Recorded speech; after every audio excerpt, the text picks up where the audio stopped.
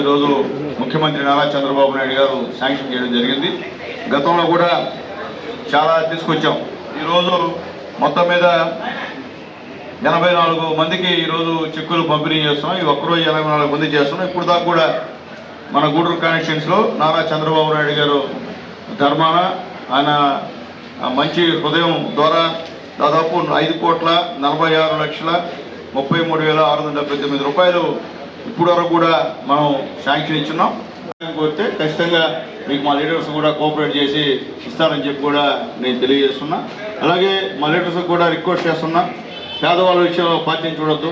పేదవాళ్ళు ఆ రోజు ఏదో వాళ్ళు కొన్ని ఇబ్బందుల వల్ల కొన్ని భయభ్రాంతులు చేస్తారు ఈ నియోజకవర్గంలో, వాళ్ళ వల్ల అవతల ఉండొచ్చు. అయితే ఆరోగ్యం బాగాపోతే మాత్రం మనం సహాయం చేస్తే ఖచ్చితంగా చంద్రబాబు నాయుడు గారిని గుర్తుపెట్టుకున్నారు. కాబట్టి పేద ప్రజల విషయంలో పార్టీలు అయితే పక్కన పెట్టేయండి, మిగతా విషయంలో అయితే ఓకే వెళ్ళండి. ఈ సీఎం సహాయ నిధి చెక్కుల్లో మాత్రం పార్టీలతో సంబంధం లేదు. ఎవరు పేదవాడు వచ్చి అడిగినా ఇవ్వాల్సినటువంటి బాధ్యత మీ అందరి మీద అని చెప్పి మా నాయకులందరూ కూడా మరొకసారి రిక్వెస్ట్ చేసి తెలియజేస్తున్నా. ఇది చేసే గవర్నమెంట్ ఏదంటే ఎన్డీఏ గవర్నమెంట్ అని చెప్పి మేము ధైర్యంగా చెప్తున్నాం.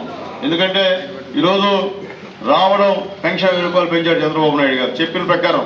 అట్లాగే ఆడవాళ్ళకి ఈరోజు ఉచిత బస్సు, ఏమా ఉచిత బస్సు లేదు మీకు చెప్పాడు. ఆ రోజు సూపర్ 6లో చెప్పాడు, ఉచిత బస్సు ఇచ్చాడు. తర్వాత గ్యాస్ సిలిండర్లు ఈరోజు ఇచ్చాడు. తర్వాత మీ ఇంట్లో ఎంతమంది బిడ్డలు చదువుతుంటే అన్ని 15,000 రూపాయలు మీకు ఇచ్చిన పరిస్థితి కూడా గుర్తు చేస్తున్నా. ఎందుకంటే చెప్పే విధంగా చేసేటువంటి ముఖ్యమంత్రి ఉన్నారంటే అది చంద్రబాబు నాయుడు గారు అని చెప్పి అందరూ కూడా రిక్వెస్ట్ చేస్తున్నా. అట్లాగే ముఖ్యంగా ఈరోజు మోడీ గారి సహాయ సహకారాలతో ఈరోజు మన రాష్ట్రం కూడా ఈ విధంగా బాగుంది. ఈ విధంగా ఎక్కడ కూడా కాంప్రమైజ్ కాకుండా పేదవాళ్ళు సహాయం చేస్తుందంటే మోడీ గారి సహాయ సహకారాలు మన గవర్నమెంట్కి నిండుగా ఉన్నాయి. పవన్ కళ్యాణ్ గారి సహాయ సహకారాలు కూడా నిండుగా ఉన్నాయని చెప్తున్నాం మీ అందరికి కూడా. కాబట్టి నేను చెప్పేది, ఈ యొక్క పాస్బుక్లు పంపిణీ చేశాం. ఇప్పుడు పాస్బుక్లో ఆయన ఫోటో పెంచాడు మీ అందరికి. ఏంటి హద్దులన్నీ తప్పు, నీకు 5 ఎకరాలు ఉంటే 2 ఎకరాలు చూపిస్తాడు నీకు ఆయన ఫోటో. తప్పు కదా, అది మంచి పద్ధతి కాదు కదా. ఇప్పుడు చంద్రబాబు నాయుడు వచ్చిన తర్వాత అన్నీ కూడా క్యాన్సిల్ చేసి రాజముద్ర, రాష్ట్రానికి సంబంధించి రాజముద్ర వేసి ఎంతుందో భిన్నాల్లో ఎంతుందో అవన్నీ కూడా మ్యాప్ వేసి మీ అందరికి ఇచ్చాడు, కార్యక్రమం చేస్తున్నాడని చెప్పి కూడా మీ అందరికీ నేను తెలియజేస్తున్నా. ఇవన్నీ కూడా ఓనర్ మీ నాయన మీ తాతయ్య కానీ అక్కడ మీ ఫోటో లేకపోయా, మీరు లేకపోతే అది లేకుండా ఇప్పుడు డైరెక్ట్గా మీ పేరు మీదనే ఇచ్చే కార్యక్రమాన్ని ఈరోజు చంద్రబాబు నాయుడు గారు చెప్పారని చెప్పి కూడా చేశారని చెప్పి తెలియజేస్తున్నా. కాబట్టి ఇవన్నీ అర్థం చేసుకోండి. ఇలాంటి సీఎం రిలీఫ్ ఫండ్ తెస్తూనే ఉంటాం మా నాయకుల సహాయ సహకారాలతో. కాబట్టి ఉపయోగించుకోండి. ఇంకా రాబోయే రోజుల్లో ఈ యొక్క ఎన్డీఏ గవర్నమెంట్ ఎన్నో పథకాలు ప్రవేశపెట్టేటువంటి అవకాశం ఉంది. ఆ పథకాలన్నింటిలో కూడా పేదవాళ్ళు ఇన్వాల్వ్ అవ్వాలని నేను తెలియజేస్తున్నా. ఇవన్నీ కూడా చెప్పాలి. మీరు గ్రామాల్లో చెప్పకుండా ఉండి ఊరికే మేము పెట్టాము సీఎం రిలీఫ్ ఫండ్ వచ్చేసి ఇచ్చేసి అది కాదు.